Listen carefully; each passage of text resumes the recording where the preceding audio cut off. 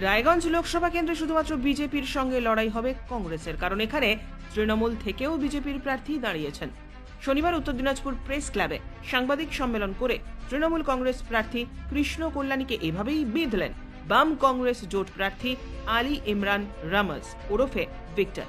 এদিন রায়গঞ্জে সাংবাদিকদের বৈঠকের পর তিনি বাম কর্মী সমর্থকদের সঙ্গে সাক্ষাৎ করবেন এবং তারপর শিলিগুড়ি মোড়ে প্রিয়রঞ্জন দাসমুন্সির মূর্তিতে মাল্যদান ও পুষ্প নিবেদন করে নির্বাচনী প্রচার শুরু করবেন বলে দলীয় সূত্রে জানানো হয়েছে।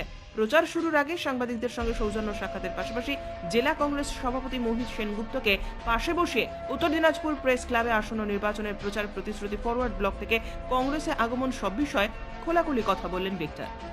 বিজেপির বিরুদ্ধে লড়াইয়ে কংগ্রেসের একমাত্র সঠিক দল ও মোহিত সেনগুপ্তকে দেখে তিনি অনুপ্রেরণা পেয়েছেন বলেও জানান। পাশাপাশি সাংবাদিকদের প্রশ্নের উত্তরে কৃষ্ণ কল্যাণী তাকে 50,000 ভোটে হারানোর চ্যালেঞ্জ ছুড়েছেন শুনে কটাক্ষ করে বলেন, লোকসভা নির্বাচনের পর কৃষ্ণ কল্যাণী ব্যবসা ছেড়ে জ্যোতিষ চর্চা শুরু করতে পারেন।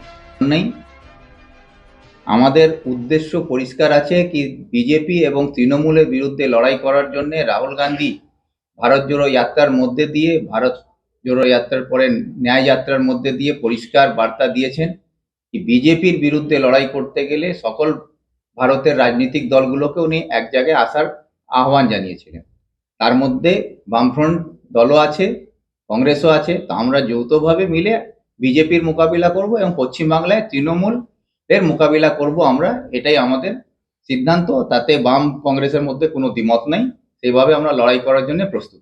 তৃণমূল প্রার্থী কৃষ্ণ কল্যাণী ইতিমধ্যেই ইসলামপুর সাব ডিভিশনে আপনাদেরকে ভোট কাটুয়া বলে প্রচার করছে। আপনাদেরকে ভোট দেওয়া মানে বিজেপিকে সমর্থন করা, উনি এটা কোট আনকোট বলছেন, কি বলবেন? এটা একটা হাস্যকর ব্যাপার।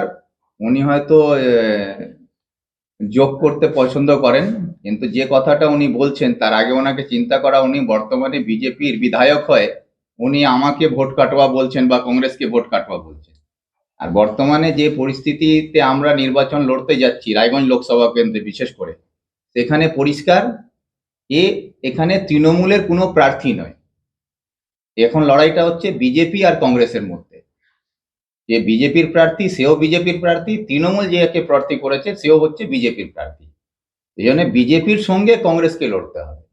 আর মানুষ ভারতবর্ষে রায়গঞ্জে সবাই বুঝে গেছে বিজেপি যেভাবে দেশকে ক্ষতি করছে, মানুষের মধ্যে যে বিদ্বেষের রাজনীতি মধ্যে দিয়ে মানুষের বিভাজনের খেলা খেলছে, তার বিরুদ্ধে লড়াই করতে গেলে, ধর্মীয় সম্প্রীতিকে রক্ষা করতে গেলে, সংবিধানকে রক্ষা করতে গেলে, দেশ রক্ষার স্বার্থে মানুষ একমাত্র ভরসা হচ্ছে কংগ্রেস। সেখানে কংগ্রেসের হাতকে শক্ত করার জন্য মানুষ তৈরি আছে, রায়গঞ্জবাসীও তৈরি আছেন। আমরা সবাই আশাবাদী। আর যারা আমাদেরকে ভোট কাটোয়া বলছেন, মানুষ তাদেরকে চিনে নিয়েছে, চিহ্নিত করেছে। সেই জন্য আমাদেরকে তার ব্যাখ্যা দেওয়ার দরকার নেই, ভোটের মধ্যে দিয়ে মানুষ তার উত্তর দিয়ে দেবে। এমনকি আজকে কৃষ্ণ কল্যাণী গোয়ালপুকুরে গিয়ে বলেছে যে রায়গঞ্জ লোকসভা কেন্দ্রে বিধায়ক নেই কংগ্রেসের, সেখানে দাঁড়িয়ে ওনারা বিজেপির কাছ থেকে টাকা নিয়ে ভোট প্রচার করছে এবং ভোটে লড়ছে। এই বিষয়টা নিয়ে কি বলবেন? না, রায়গঞ্জ মানে বিধায়ক নেই, প্রার্থী দাঁড়াচ্ছে, সেখানে দাঁড়িয়ে বিজেপির কাছ থেকে টাকা নিয়ে কংগ্রেস সব ভোট প্রচার করছে, কি বলবেন? এটা তো উনি বলছেন যে কথাটা কি বিধায়ক নাই বলে ওখানে ভোট প্রচারে না বা লোকসভা লড়াই করার কথা বলছে কংগ্রেস।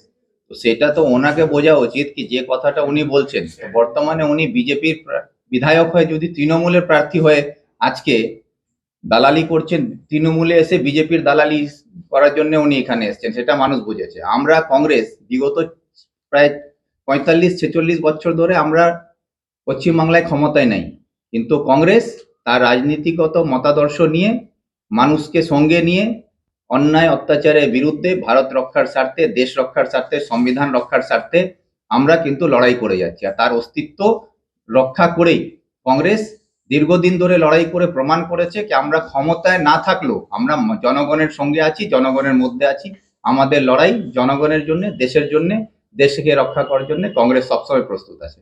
দাদা, প্রচারে গিয়ে সাধারণ মানুষকে কি কি প্রতিশ্রুতি দেবেন এবং জেতার বিষয়ে কতটা আশাবাদী? না, প্রতিশ্রুতির বিষয়টা হচ্ছে আমাদের কেন্দ্র নেতৃত্বের পক্ষ থেকে পরিষ্কার 5টা ন্যায়ের কথা বলা হয়েছে, যে যুব ন্যায়, মহিলাদের জন্য ন্যায়, তারপরে হচ্ছে কৃষকের জন্য ন্যায়, শ্রমিকের জন্য ন্যায়।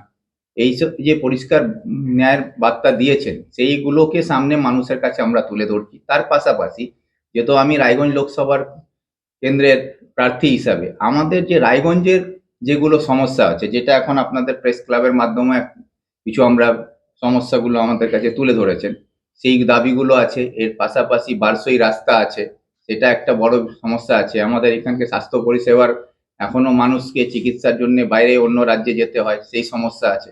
যেহেতু আমাদের নেতা প্রিয়রঞ্জন দাস মুন্সি মহাশয়ের নেতৃত্বে এইমসের স্বপ্ন আমাদেরকে দেখানো হয়েছিল। এইমস আমাদের জেলাতে এসেছিল, কিন্তু তৃণমূলের সরকার, মাননীয় মুখ্যমন্ত্রী তার ক্ষমতা দেখিয়ে আমাদের জেলার মানুষকে চিকিৎসা থেকে বঞ্চিত করে এখান থেকে এইমসকে নিয়ে চলে গেলেন। সেই যে বঞ্চনার বিরুদ্ধে আমাদের যে লড়াই, আগামী দিনে আমরা যাতে এখানে ভালো চিকিৎসা ব্যবস্থা পাই, সেই ব্যবস্থার জন্য যে দাবি আছে সেগুলো থাকবে। পাশাপাশি আমাদের এলাকার মানুষের যেটাকে আমরা বলে পরিযায়ী শ্রমিকের সংখ্যা আমাদের জেলায় দিনের পর দিন বেড়ে যাচ্ছে, সেটা একটা বড় সমস্যা আমাদের জেলায় আমি মনে করি।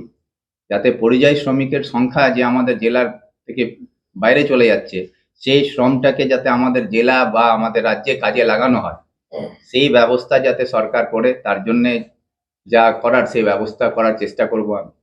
বলছি দ্বিতীয় একটা কথা জিজ্ঞেস করছি, এই প্রথম রায়গঞ্জ সাব ডিভিশনে ব্যুরো রিপোর্ট, উত্তরের প্রহরী।